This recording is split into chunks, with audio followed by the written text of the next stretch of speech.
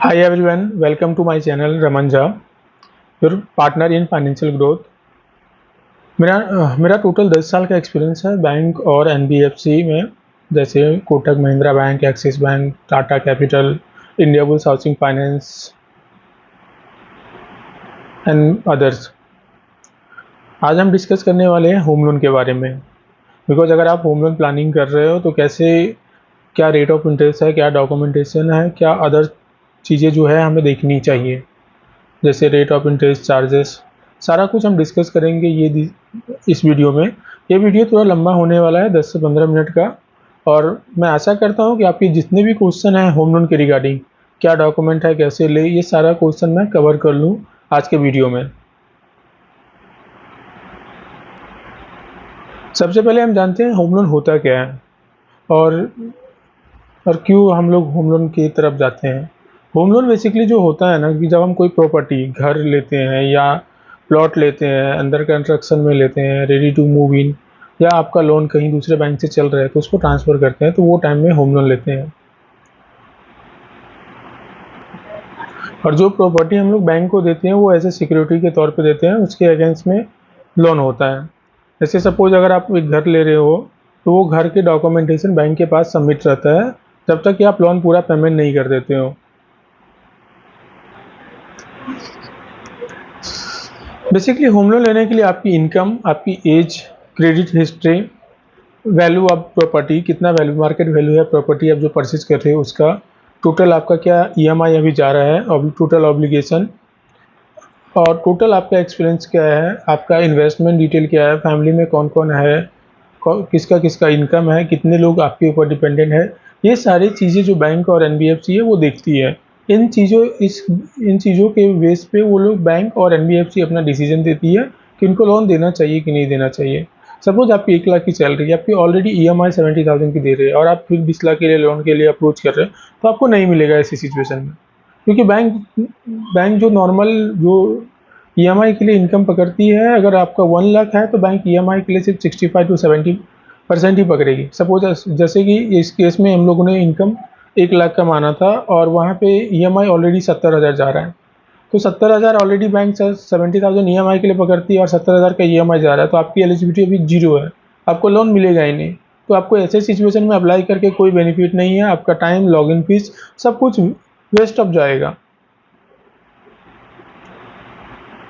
ये सब चीज़ आपको अप्लाई करने से पहले देखनी चाहिए, क्या मेरा लोन का एलिजिबिलिटी होगा, नहीं होगा। होम लोन जो होते हैं डिफरेंट टाइप के होते हैं, जैसे मैंने अभी बताया, परचेज, जो प्लॉट, ये घर परचेज करते हैं बिल्डर से या रीसेल में। ये प्लॉट प्लस कंस्ट्रक्शन लोन होता है होम लोन में। और एक होता है टॉपअप, जैसे आपका कोई बैंक से लोन चल रहा है तो आपको फंड की आवश्यकता है, तो आप होम रिनोवेशन के लिए आप टॉपअप ले सकते हो। Normally home loan on an average जो लेती है क्लाइंट, वो 20 ईयर का लेती है। होम लोन आप 5 साल से लेके 30 ईयर तक ले सकते हो, depending upon your age, your financial eligibility, your financial condition.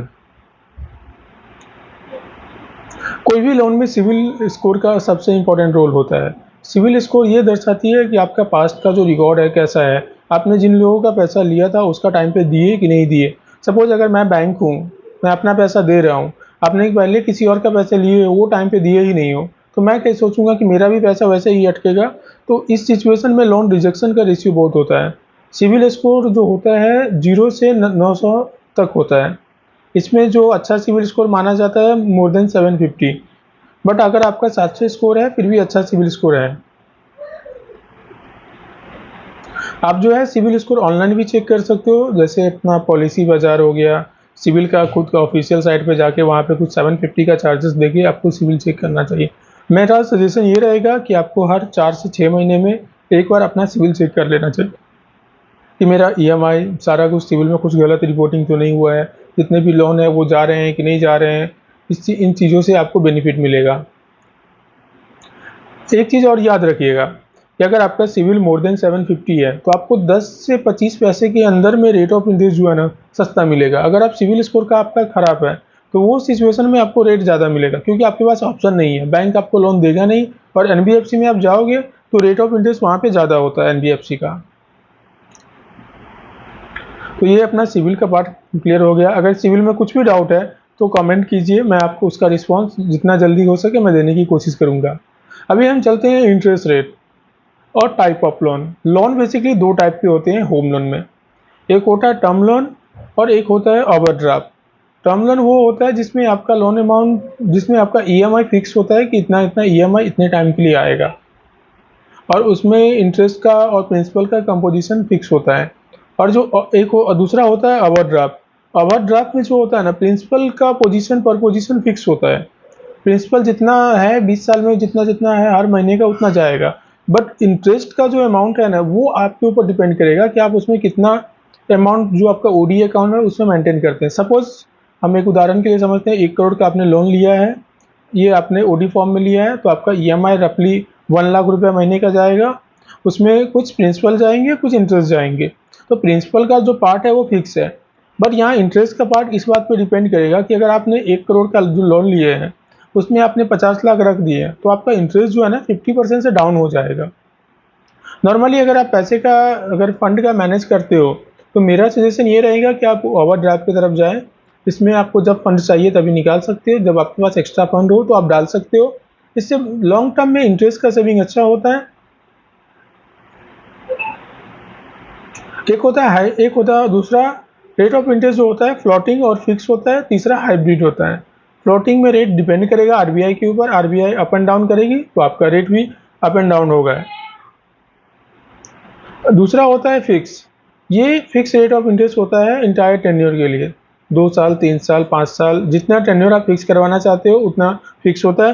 But इसका जो इंटरेस्ट रेट होता है करंट मार्केट रेट से 2 से 2.5% एक्स्ट्रा होता है, और इसमें foreclosure charges and part payment charges भी होते हैं।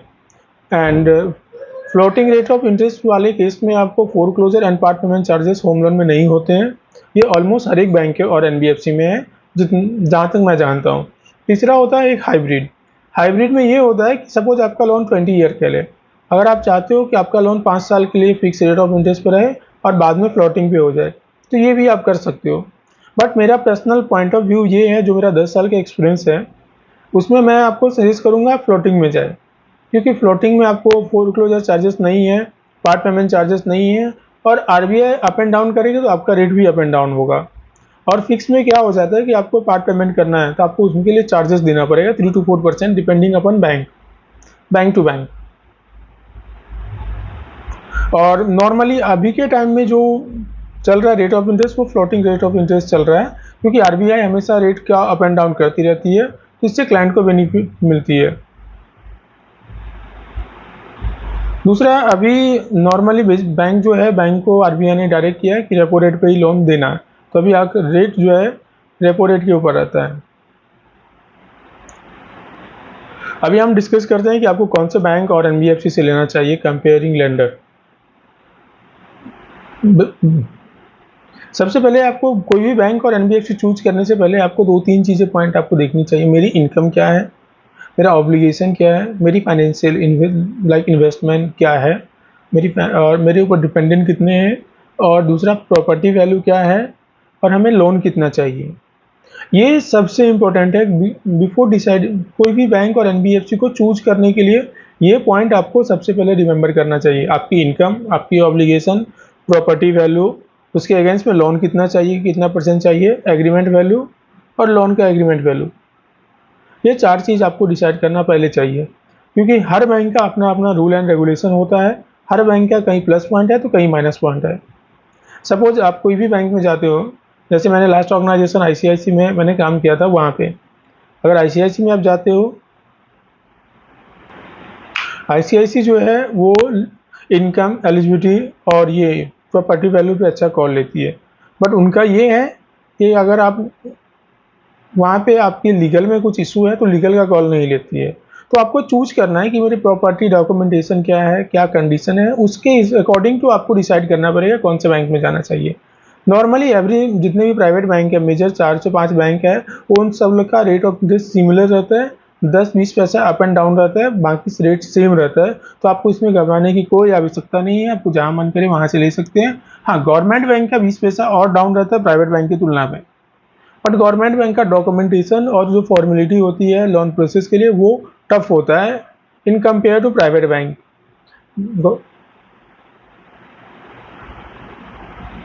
मेरा रिकमेंडेशन ये रहेगा कि आप पहले अपना डॉक्यूमेंटेशन चेक कीजिए, एक दो या फाइनेंशियल कंसल्टेंट या बैंक से डिस्कस कीजिए, मेरा ये डॉक्यूमेंट है, इसके अगेंस्ट में क्या होगा, दो तीन जगह आप डिस्कस कीजिए। उसके बाद आप उनको डॉक्यूमेंट अप्लाई कीजिए, उसके बाद आप खुद कंपेयर कीजिए कि मेरा कहाँ से लोन होगा नहीं होगा।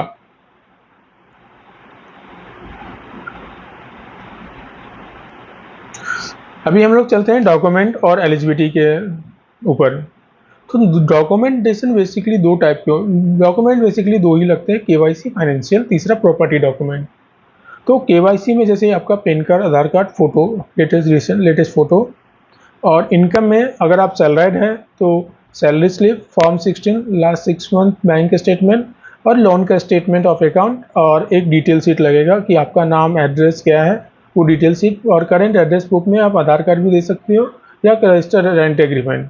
अगर आप सेल्फ एम्प्लॉय है तो केवाईसी सेम रहेगा, पैन कार्ड, आधार कार्ड, एक फ़ोटो, बिजनेस प्रूफ जैसे गुमस्ता, जीएसटी, उद्यम, 3 year ITR, 1 year bank statement, detail sheet and loan obligation sheet, कितना आपका लोन चल रहा है, उसका कितना कितना ईएमआई है, कितना पेड है, कितना बाकी है, और लोन का सैंक्शन लेटर, पुराने लोन का सैंक्शन लेटर। ये डॉक्यूमेंटेशन अगर आप लेके जाते हो तो आपका इजीली अप्लाई हो जाएगा, आपको ज़्यादा कुछ करने की आवश्यकता नहीं है। अगर आप डॉक्यूमेंटेशन कंप्लीट नहीं रखोगे तो आपको बार बार दौड़ना पड़ेगा, बार बार बैंकर आपको कॉल करेंगे, आप भी बोलोगे कि बैंक बहुत परेशान करता है। तो अगर अप्लाई करने से पहले डॉक्यूमेंट का चेक लिस्ट एक बार बना लीजिए, और एक बार में डॉक्यूमेंट, वन टाइम में डॉक्यूमेंट देंगे ना तो आपको बार बार इजीली लोन अप्रूव होता है। लोन बेसिकली अप्रूवल में टाइम नहीं लगता है, 4 to 5 डे में सैंक्शन लेटर आ जाता है।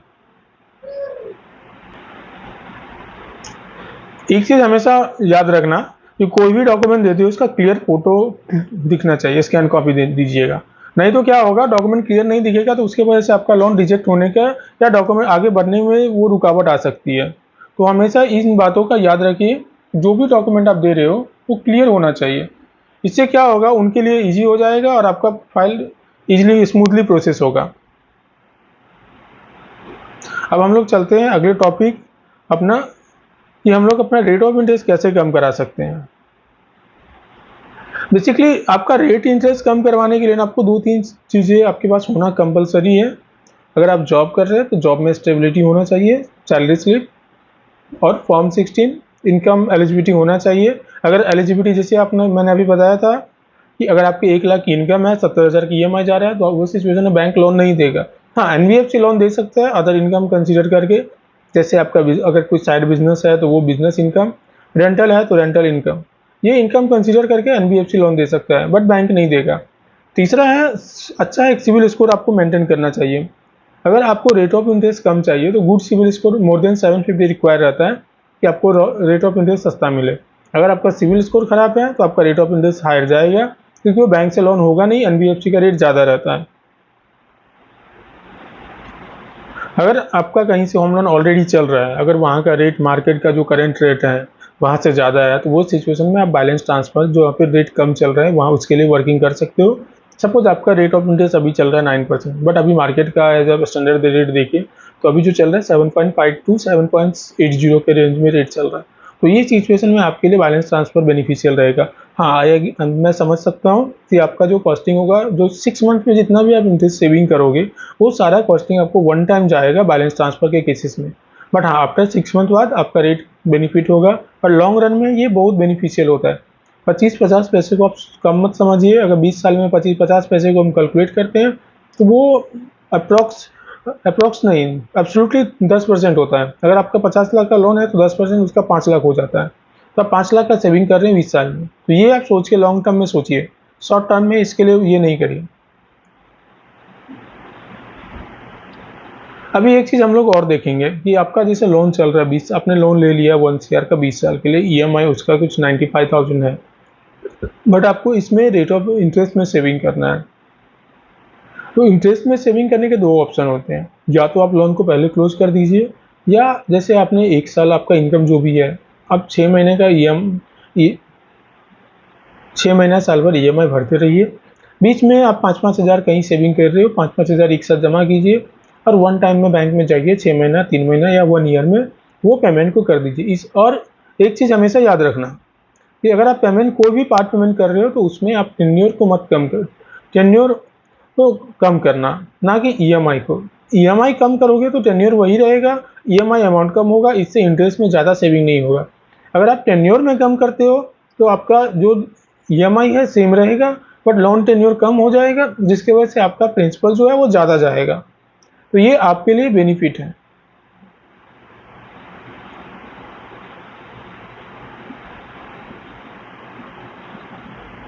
अभी हम वीडियो को ख़त्म करने वाले हैं, तो लास्ट का एक बार रिवाइज कर देते हैं। आपका इनकम पहले चेक कर लीजिए, एलिजिबिलिटी कितना इनकम है उसके, और प्रॉपर्टी वैल्यू क्या है, उसके अगेंस्ट में लोन कितना चाहिए, एग्रीमेंट वैल्यू कितना है, ये 3 चीज़। और आप हमेशा मेंटेन कीजिए 750 सिविल कोई भी लोन के लिए, ये आपको लॉन्ग रन में बहुत बेनिफिट देगा। हमेशा आप 2-3 बैंकों के साथ कंपेयर कीजिए, कौन सा बैंक क्या दे रहा है, और उनसे समझिए वो क्या ऑफर दे रहे हैं, उनको राइट डाउन कीजिए नोटबुक में। और कुछ और भी आपको जानकारी चाहिए तो हमारे इस चैनल को फॉलो कीजिए, कमेंट सेक्शन में बताइए कैसा लगा हमारा video. Thank you so much. मेरा आपसे एक लास्ट रिक्वेस्ट है, ये वीडियो उनके साथ शेयर कीजिए जो कोई भी प्रॉपर्टी ले रहे हैं, होम लोन ले रहे हैं या लेने वाले हैं, या जिनका लोन चल रहा है, ताकि उनको इंटरेस्ट में कुछ सेविंग हो सके। धन्यवाद आप लोगों का।